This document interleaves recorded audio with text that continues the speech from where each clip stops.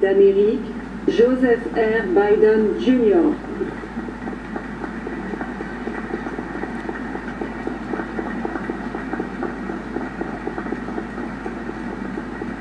The hour had nearly come. Monday, June 5th, 1944. The evil Hitler's Third Reich was devastating the world. Nazi Germany had subjugated the once free nations of Europe through brute force, lies, and twisted ideology of racial superiority. Millions of Jews murdered in the Holocaust.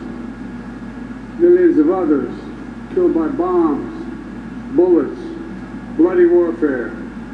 Hitler and those with him thought democracies were weak, that the future belonged to dictators.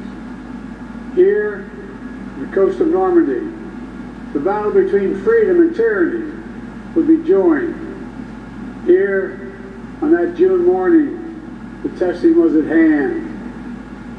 President Macron, Mrs. Macron, Secretary Austin, Secretary Blinken, distinguished guests, most of all, our honored veterans who met that test of ages, the test of ages to that moment, 80 years ago.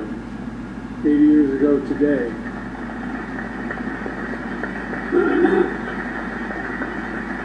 On behalf of the American people, and as Commander-in-Chief, it's the highest honor to be able to salute you here in Normandy once more. All of you, God love you.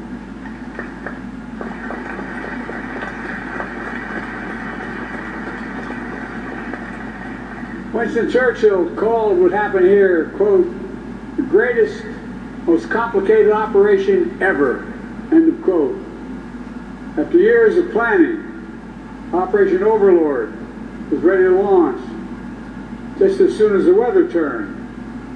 Across choppy English Channel, the Supreme Commander of the Allies, Dwight D. Eisenhower, waited. The largest force ever of its kind, built by 12 nations. Men, guns, planes, naval craft of every description waited. The world, captive and free, waited. Finally, Eisenhower's forecaster said there was a window in the weather. It would open briefly on Tuesday, the 6th of June. The general weighed the options and gave the order. At dawn, the Allies would strike. The great crusade to free Europe from tyranny would begin. That night, General Eisenhower drove to the English town of Newbury to visit paratroopers of 101st Airborne. There were men from all over America. It was estimated that 80% of them would be killed within hours. That was the estimate. But they were brave, they were resolute, and they were ready. One soldier told General Eisenhower, quote, don't worry, sir. The 101st is on the job. Everything will be taken care of.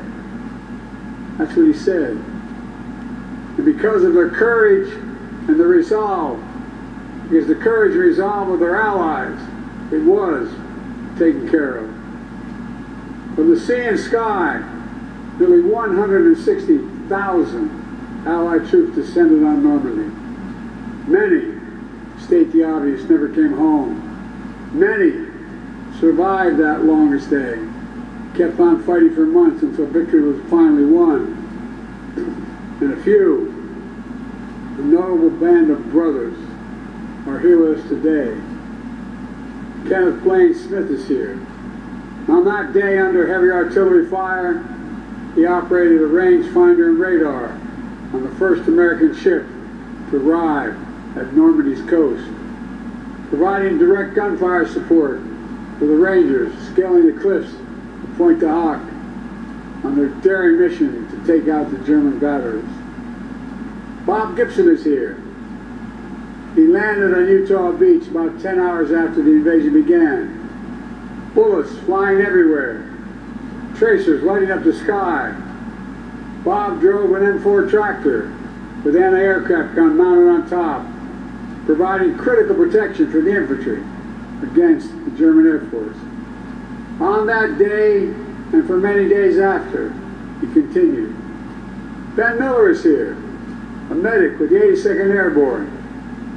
At 3 a.m. on June 6th, he and 13 other medics flew over the channel in a rickety glider. Its wings were ripped off by giant poles that the Germans buried halfway in the ground to stop them from landing. They crashed, but they survived. And they did their duty, dragging injured soldiers to safety, treating wounds, saving lives while the battle raged. Every soldier who stormed the beach, who dropped by parachute or landed by glider, every sailor who manned the thousands of ships and landing craft, every aviator who destroyed German-controlled airfields, bridges, and railroads, all were backed by other brave Americans, including hundreds of thousands of people of color and women who courageously served despite unjust limitation of what they could do for their nation. Lewis Brown is here, part of the Red Ball Express, a truck convoy made up of mostly African-American drivers. They landed in Normandy in the wake of D-Day. They rushed supplies to the rapidly advancing front lines. Woody Woodhouse is here, members of the legendary Tuskegee Airmen, who flew over 15,000 sorties during the war. Marjorie Stone is here. She enlisted in the women's branch of the Naval Reserve, became an aircraft mechanic, spent the war keeping American planes and pilots in the air. Theirs has always been the story of America. Just walk the rows of this cemetery as I have. Nearly 10,000 heroes buried side by side. Officers and enlisted, immigrants and native-born, different races, different faiths, but all Americans. All served with honor when America and the world needed them most. Millions back home did their part as well. From coast to coast, Americans found countless ways to pitch in. They understood our democracy is only as strong as all of us make it together. The men who fought here became heroes, not because they were the strongest or toughest or fiercest, although they were, but because they were given an audacious mission, knowing, every one of them knew, the probability of dying was real. But they did it anyway. They knew, beyond any doubt, there are things that are worth fighting and dying for. Freedom is worth it. Democracy is worth it. America is worth it. The world is worth it. Then, now, and always. War in Europe didn't end for another 11 months.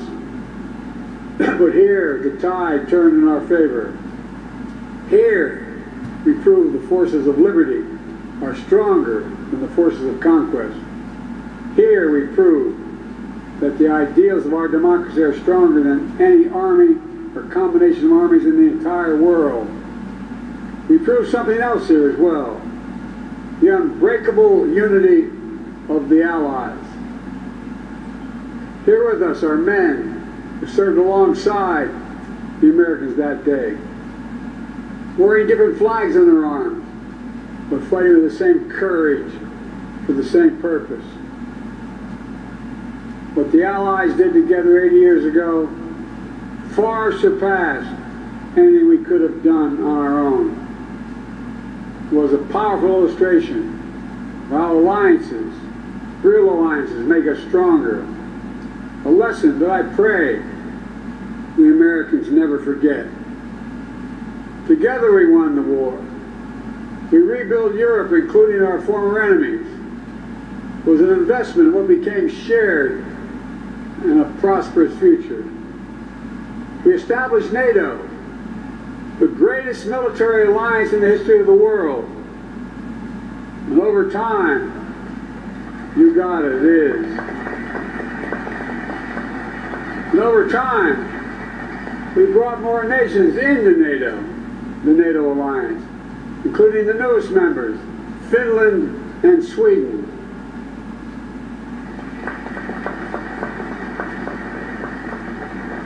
Today, NATO stands at 32 countries strong, and NATO is more united than ever, and even more prepared to keep the peace, deter aggression, defend freedom all around the world. America has invested in our alliances and forged new ones, not simply out of altruism, but out of our own self-interest as well. America's unique ability to bring countries together is an undeniable source of our strength and our power. Isolation was not the answer 80 years ago, and is not the answer today.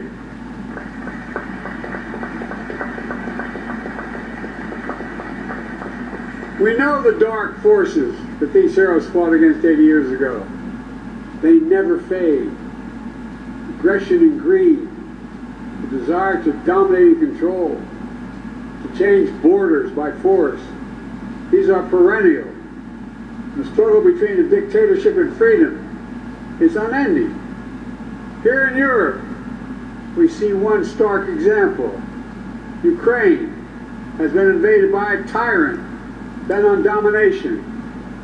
Ukrainians are fighting with extraordinary courage, suffering great losses, but never backing down.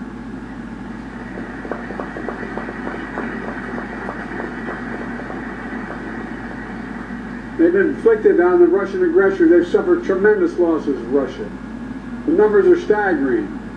350,000 Russian troops dead or wounded. Nearly 1 million people have left Russia because they can no longer see a future in Russia. The United States and NATO and a coalition of more than 50 countries standing strong with Ukraine. We will not walk away.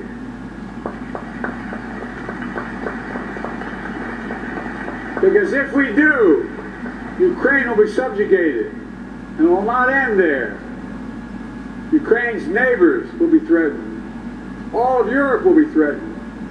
And make no mistake, the autocrats of the world are watching closely to see what happens in Ukraine. To see if we let this illegal aggression go unchecked. We cannot let that happen. To surrender to bullies, to bow down to dictators, is simply unthinkable.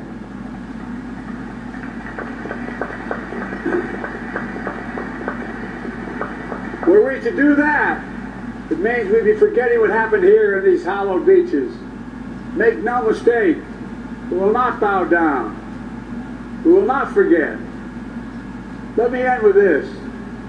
History tells us freedom is not free. If you want to know the price of freedom, come here to Normandy. Come to Normandy and look. Go to the other cemeteries in Europe where our fallen heroes rest. Go back home to Arlington Cemetery. Tomorrow, I will pay respects at Pointe du Hoc. Go there as well and remember, the price of unchecked tyranny is the blood of the young and the brave.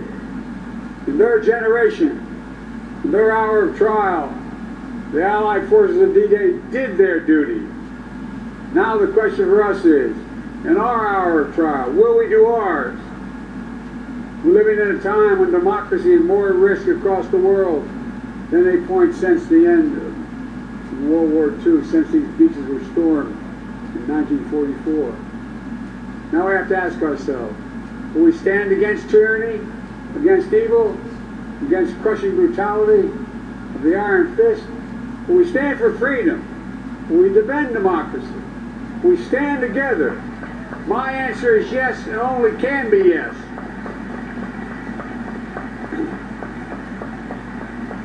We're not far off from the time when the last living voices, those who fought and bled on D-Day, will no longer be with us. So we have a special obligation. We cannot let what happened here be lost in the silence of the years to come. We must remember it, must honor it, and live it. We must remember the fact that they were heroes here that day does not absolve us from what we have to do today. Democracy is never guaranteed. Every generation must preserve it, defend it, and fight for it. That's the test of the ages. In memory of those who fought here, died here, literally saved the world here. Let us be worthy of their sacrifice. Let us be the generation that when history is written about our time, in 10, 20, 30, 50, 80 years from now, it will be said, when the moment came, we met the moment. We stood strong. Our alliances were made stronger. We saved democracy in our time as well. Thank you very much, and may God bless you all. May God protect our troops.